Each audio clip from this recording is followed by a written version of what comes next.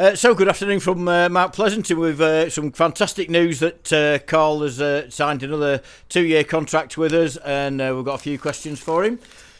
So what made you commit to the club for a further 2 seasons? Just everything about the club basically. When I spoke to Mark, the ambitions that I'm still got, Mark's matching them, and that's what matters to me, if I can see us going forward and trying to go forward. I know we can't just leap there, and it's going to be hard work and some of it's slow process, but as long as we can still go in the same aim as what I want to achieve and what Mark wants, it was a big factor for me to stay. Just everything about the club. I've been here long enough. I don't need really to sell myself to the club, of what I have done and what I haven't done, and they're the same with me. We've got a relationship where we've worked in well with each other for the last 8 years. It would have took something massive for me to leave the club. I was just ready to sign once I'd spoke to Mark and seen what his plans were. Excellent. And what plans have you got for next season for us? Well, it'll be the same. I would have thought since the last 2 or 3 seasons since we went up in the MPL. So for me going forward, I've got to have a little look at the squad that I've got at the present minute. I think to shape things up, do I need to strengthen it? Maybe he's in places, but we had a fantastic half a season. We started really well, playing 17. Beating 15. So I've got to look at things like that. I've got to keep the lads happy from now, hopefully till the summer. Keep them ticking over if we possibly can with regulations and everything like that. And just do business right and just keep things going the way they are.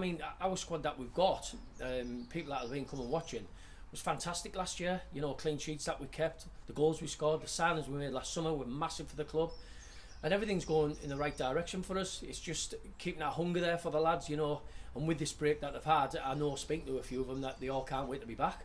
So it's me just keeping that right as a manager, and obviously with the management team that I got behind me, just keep driving the force forward, and hopefully, fingers crossed, we can achieve what we wanted to this season, next season.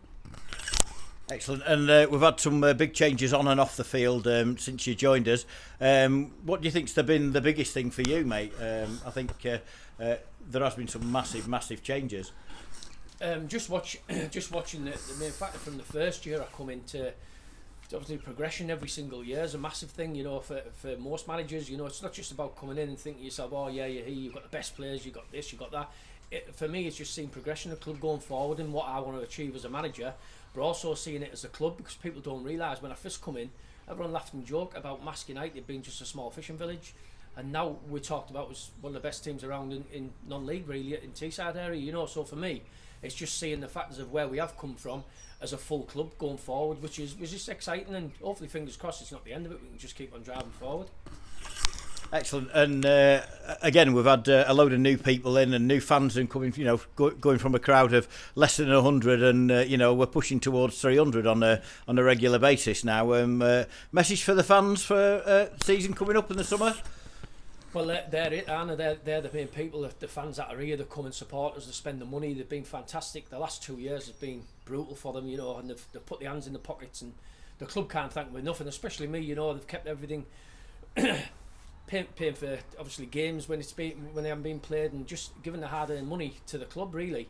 So they're everything for us on match days and out of match days. The voluntary work of supporters that they do, yourself, Sam, and everyone on the playing side are all grateful for it, But what I would like to see is I would like to see that bonding grow even bigger and stronger, because obviously they're our 12th man, cliche, but it's true. And if we can start going from 3 to 4 to 5 here, this would be excellent. So for me, I want to try and have that force there where I can be involved a lot more with supporters, as in question answers nights, having nights in with them, everything we possibly can to make them feel like they're a big part of it, because they're the driving force at this club as well, not just Mark the chairman and not just me and all the committee. They're the big ones, so the supporters mean everything to me and the team basically.